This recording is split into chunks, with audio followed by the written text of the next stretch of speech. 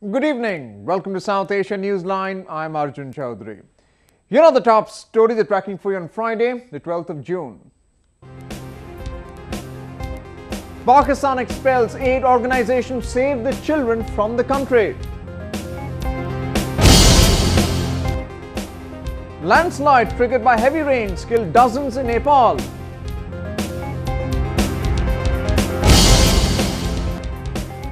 And Bollywood delves into intriguing romance with hamari, adhuri, kahani.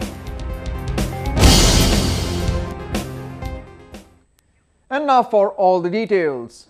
Pakistan government has sealed the offices of international aid group Save the Children. The charity organization has also been asked to leave the country after the Nawaz Sharif government claimed that it was involved in anti-Pakistan activities. Pakistani authorities sealed the offices of Save the Children in capital Islamabad late on Thursday and ordered its foreign staff to leave the country in 2 weeks. The officials, however, refused to give any reason for the action, which was reportedly issued by the Interior Ministry. Even though the government has not issued any clarification, Pakistani media reported that the organization was accused of working against the country and was under scrutiny for some time. The NGO was also accused of having links with Dr. Shakil Afridi, who the CIA used to carry out a fake vaccination program and track down Al-Qaeda chief Osama bin Laden inside Pakistan. However, the NGO has denied of having any association with the WHO physician who is now serving a 33-year jail term. Save the Children has been working in Pakistan for more than 30 years and employs more than 2,000 Pakistani staff. It has been involved in programs like health, education and food security and reached out to over 4 million children and their families. Search operations are continuing in northeast Nepal after the region was hit by a landslide late on Thursday. Over 50 people have been reportedly killed in the incident so far. However, the figures could further rise as dozens still remain unaccounted for.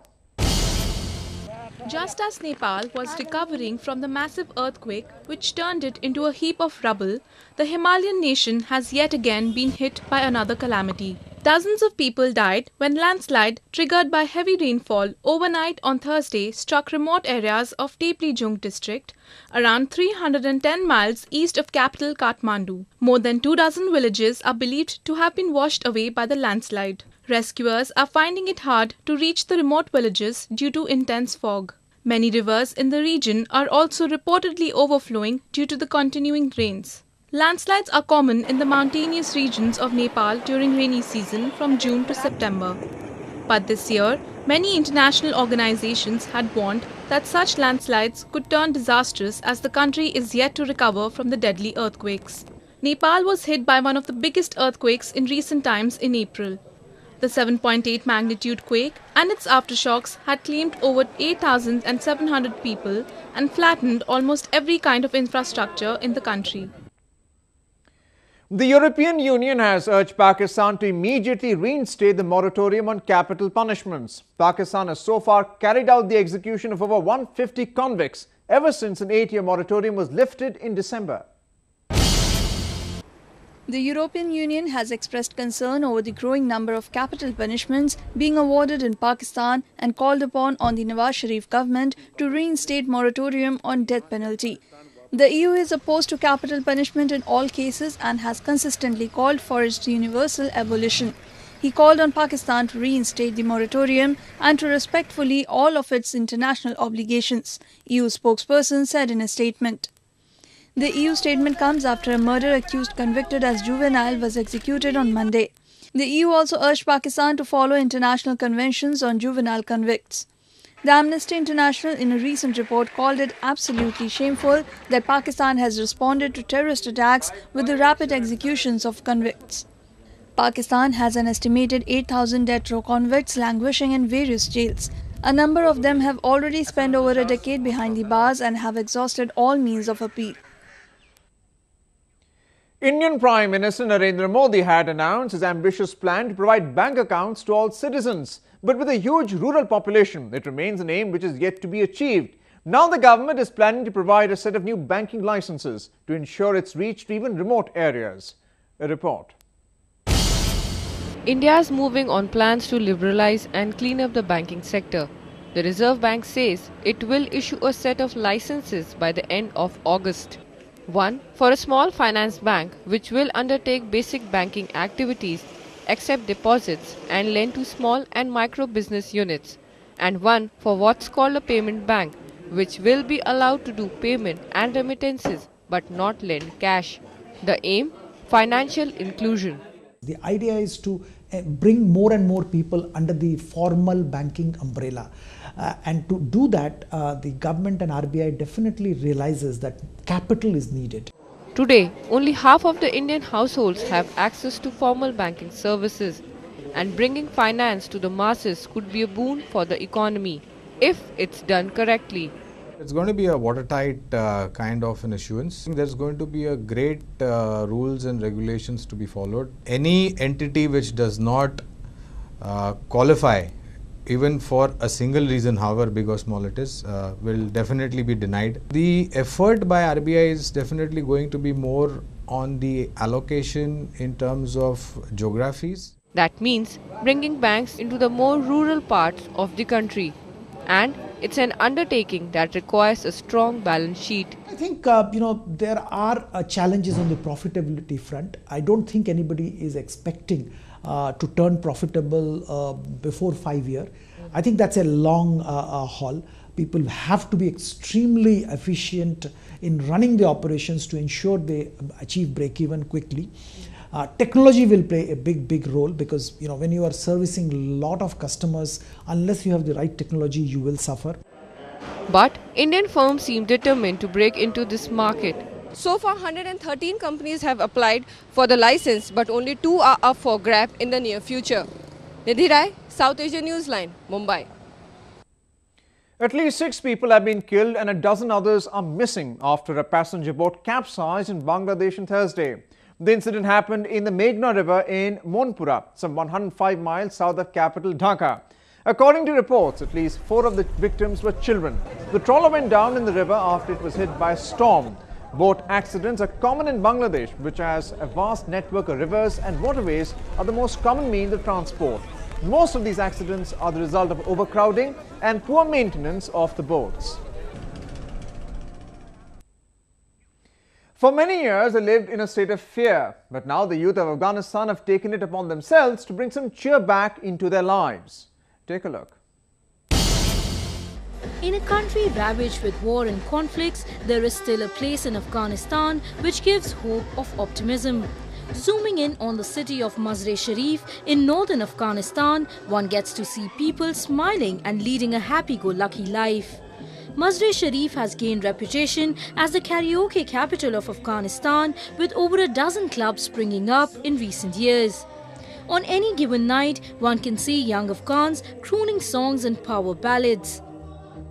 معمولاً مازدیگر تایم که کله چې له کار نه بیکاره سو په دې خاطر چې لږ خستګي هم راته سوي وي او یو لږ تفریح هم سوي ملګرو سره نو معمولاً دلته راسو او چای قهوه کله شیدې یو نیم قیلون په همدې شکل غواړو چې خپل خستګي رافتو. It is providing an opportunity for the club owners to make brisk business. مشتری ما مراجعین ما در حدود 400-500 اعلام میشن دیگه از ساعت همین اوقات بسیار هجوم کار ما تمام از طرف شب هستن بعد از ساعت 7 الی 1 شب هستن. البته خب مردم ما دلش مردم بلخ پر از جمعیت خوب هستن که از طرف شب میان. Women in Mazar-e-Sharif have also started asserting their presence in the society who otherwise face suppression in the male-dominated order. Many are trying to reach out to the women community to make them aware of their rights. کمک ایرادیو به خانمایی است که حق خود بشناسن و دیگه که بفهمن که خانم‌ها همچنان مثل مردها حق دارن که کار بکنن، حق دارن که زندگی بکنن، حق دارن که در تصامیم زندگی خود مثل مرد خانواده بتونن در تصامیم خود شریک باشن. و از هر نگاه از دید ما که تا جایی که ما کار خود به ایرادیو آغاز کردیم خیلی خوب است. Afghanistan, which has seen decades of war, and the Taliban occupation, which had for long banned all kinds of music and other entertainment. But since the fall of the Taliban and a stable democratic government, things have seen a positive change. Now there is a renewed interest in recreational activities. Capital Kabul also opened the country's first amusement park in last November. Directors don't shy away from taking inspiration from real-life stories. And if the tale relates to one of Bollywood's biggest filmmakers, it triggers an intriguing plot. Take a look at this weekend's love story. He has made several cult dramas. He has also penned numerous classic romances on the silver screen. Fresh from the Bhatt camp, Hamari Adhuri Kahani features actors Imran Hashmi and Vidya Balan narrating the love story of Mahesh Bhatt's parents and his stepmother. Balan got together with the entire Bhatt clan in entertainment capital Mumbai for a special screening. Mahesh Bhatt's daughter Pooja and brother Mukesh Bhatt, along with nephew and director of the film Mohit Suri, were in attendance. Also joining in were Richa Chadha, Ali Fazal, Rahul Roy and former cricketer Sreesanth. Everyone couldn't gush any less for the romance portrayed in the film. It's emotional. It's one of the best love stories I've seen. Perfect romantic film. Perfect in every sense. After a very long time, very emotional and amazing music. Hats off to Mohit Bhai and Mahesh sir, and amazing. Hamari Adhuri Kahani is Mohit Suri's finest work.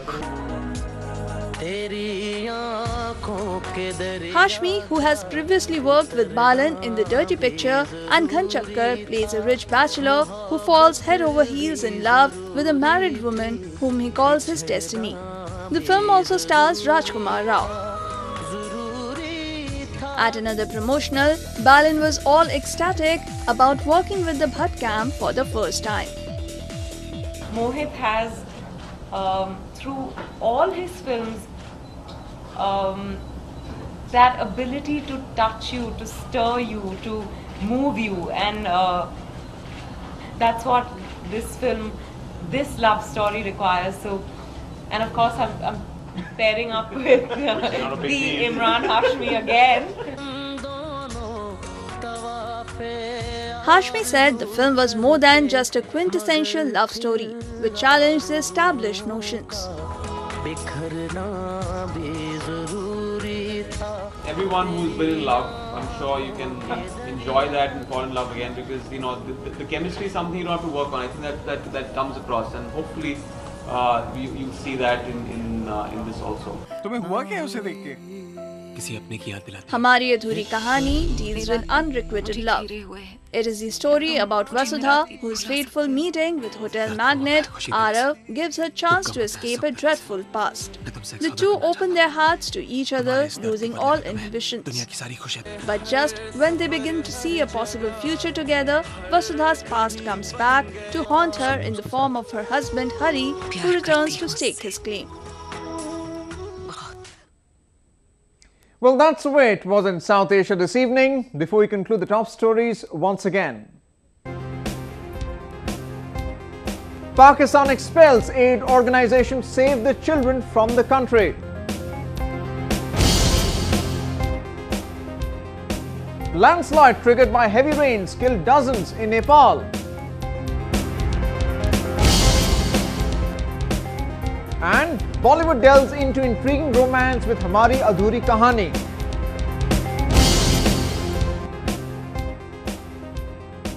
Now viewers can watch the show on SouthAsiaNewsline.com. You can also visit us on Facebook.com/SAsiaNewsline and follow us on Twitter at SAsiaNewsline. That's all in tonight's edition. We'll see you same time next week. Have a great weekend and good night.